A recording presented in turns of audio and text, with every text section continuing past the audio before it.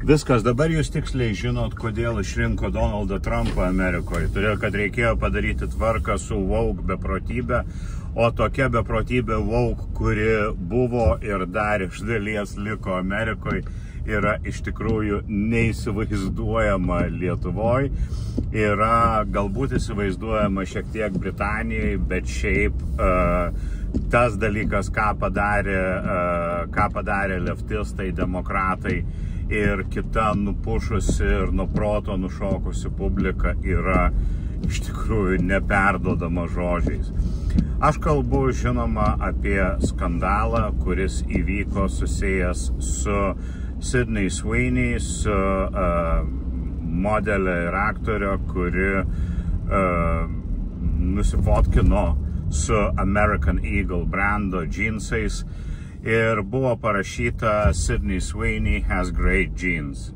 Ir viskas yra apie žodžių žaismą, aišku, todėl kad džinsai ir jeans genai amerikietiškai ir angliškai tariama absoliučiai vienodai, tik rašoma skirtingai. Ir todėl šitą bajerį galima suprasti ir visi suprato, kad čia yra užuomina, kad merga apsirengusi džinsais labai graži ir žiūrinti tiesiai į objektyvą su gražiais pakeltais papais ir prasakstytų džinsinių švarku ar ten marškiniais, kad jinai turi gerus genus. Ir kasgi Amerikoje pasidarė, jo, tai visi leftistai tiesiog galima pagalvoti, kad nušoks nuo proto, jie jau buvo nušokę nuo proto, todėl daugiau nušokti negali, bet tiesiog visi klykdami, rėkdami pasileido kaltinti nacizmu. Reiškia, kadangi čia sakoma, kad balta moteris, kuri yra straight ir kuri yra mėlynom akim, apie ją pasakyti, kad jinai turi gerus genus, arba duoti užuominą, kad jinai turi gerus genus. Tai yra nacizmas, tai yra nacių propaganda. Kreipkite dėmesį, būtent nacių propaganda, tai yra tie patys žodžiai, kaip kur nors Kremliuje kalba apie ukrainiečius, taip Amerikoje kalba apie baltuosius, apie moteris ir apie tai, kad pasakė kažkas, kad jinai net nepasakė, užsiminė, nes buvo parašyta džinsai. Jeigu tu vietoj džinsai išgirdai, kad tai buvo kalbama apie genus, nes tai visiškai vienodai skamba, dar kartą pakartosiu, tai tada atsitinka toks dalykas, kad tu esi nacis. Tu, jeigu pasakei, kad Sydney Sweeney turi gerus genus, tai reiškia, tu turi omeny, kad visi, kurie neturi mėlynų akių ir visi, kurie nėra baltieji, tai tie turi blogus genus. Ir reiškia, tu esi rasistas. Ir reiškia, tavo žinutė yra išprotėjusi, tave reikia būtinai užkimšti tau gerklę ir reikia American Eagle drabužių brandą, kuris, tiesą sakant, niekada nebuvo labai prabangus. American Eagle visą laiką buvo toksai, sakykime, labai mainstreaminis. Aš galėčiau palyginti su Zara. Aišku, išlys pakankamai dalbajobų, kurie pradės tikslinti, kad čia ne Zara, o čia kažkas tai kito.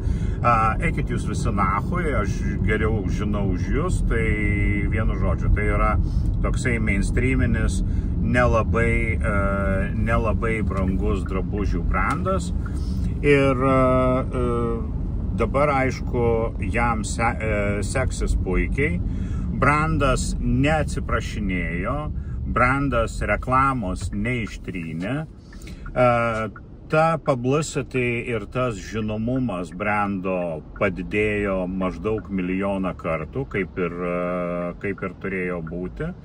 Ir visi, kas netingi iš tikrųjų, todėl kad tai yra absoliučiai atviri vartai ir tai čia nėra ką veikti.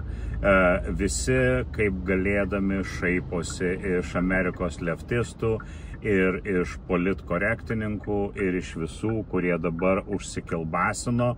Dabar jau pradėjo supratę, kokia idiotiška situacija ir kaip leftistai, politkorektininkai ir woke bepročiai įsimušė čia ne vieną įvartį į savo vartus, bet prisimušė tiek, kad jau vartai paspringo kamuoliais ir vartai į tinklą netelpa.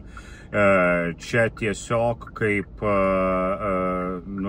tiesiog baltųjų pralaimėjimas yra baisesnis negu tos mergos, kuri iš eilės ten permiegojo su 1000 vyrų. Kaip jums atrodo, ar jinai labai gali dabar galvoti gyvenime apie pimpalus? Ne, daugiau ne. Ačiū, aš jau nebegaliu daugiau jų matyti. Patraukit nuo manęs pimpalus, aš nenoriu jo matyti. Rėkia jinai, tai dabar lygiai taip pat, kadangi visiems leftistams, o jie pavyzdžių pridirbo, jie pavyzdžių ir idiotizmų prirašė per labai trumpą laiką apie Sydney Sweeney ir apie jos nacių propagandą ir apie American Eagle nacių propagandą. Tai dabar visi dirba ir tratina ir vedžioja palei lūpas šitiems, reiškia, Amerikos leftistams ir woke idiotams, taip, kad maža nepasirodo. Ir jau protingose žurnaluose, ten visokiam The Atlantic ir kitur dabar išlindo žmonės kalbėti, kad čia iš tikrųjų čia išėjo toks dalykas, kuris parodė gilius visuomenės skaudulius ir čia visos pusės pralaimėjo. Todėl, kad galima suprasti ir leftistus, kurie taip pyksta ir kurie labai yra išerzinti ir išgąsdinti, nes jūs pažiūrėkite, Trumpas yra valdžioj ir deportuoja iš Amerikos nelegalius migrantus, moteris, vaikus, senelius ir ko tik tai nedeportuoja iš Amerikos ir yra labai labai baisu.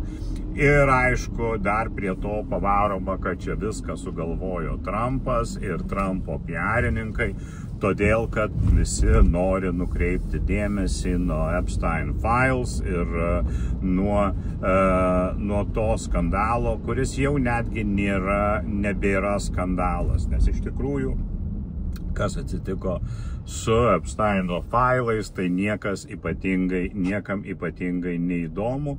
Visiems yra įdomu, ką tik tai papasakos dar sėdinti ir ieškanti, besitikinti, gal kad jai sumažins sroką arba dar kažką, tai Ghislaine Maxwell. Gali būti, kad niekas jai sroko nesumažins, nors gal ir sumažins, jeigu jinai iškosės dar gerų pavardžių ir bus embarrassmentas dar kitiems žmonėms. Bet šiaip jau tas skandalas, ta istorija yra neypatingai kažkam tai įdomi, neypatingai kažkam tai reikalinga, o kad čia viską organizavo Trumpo administracija, kad išsisukti tipo iš bėdos, tai klėdėkit toliau. Vienas aišku dalykas, kurį mes matome iš šitos susidariusios situacijos, kad iš tikrųjų wokeism is dead. Ir tie, kas bando groti tas pačias Black Lives Matter ir tipo, kad Trumpas heitina moteris ir kad visi dešinieji yra moteris heitinantis šovinistai, vaikpisiai ir kitokie baisų žmonės. Visas šitas dalykas, kad vieno tų kliksmų galima buvo pasiekti kažkokio tai taškų, visas šis dalykas yra praėjęs.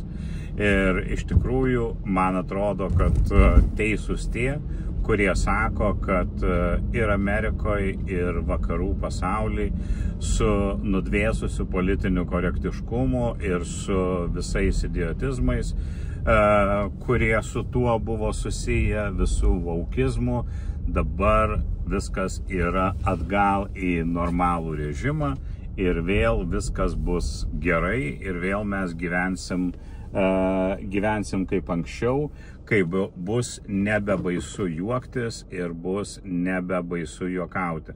Galbūt niekada taip idealiai nebus, kaip buvo kokiais 80 metais, bet kai viena vertus buvo lyčių lygybė ir rasių lygybė, o antra vertus žmonės nelabai bijojo juoktis, nes ir dabar žmonės po biškį vis dar bijo juoktis. Aš žinau, kuriuos mano postus, pavyzdžiui, Instagramas užbanino su įdėtų screenshotų iš seno filmo Pulp Fiction Quentino Tarantino, todėl kad robotui pasirodė, kad čia yra reklama seksualinių paslaugų.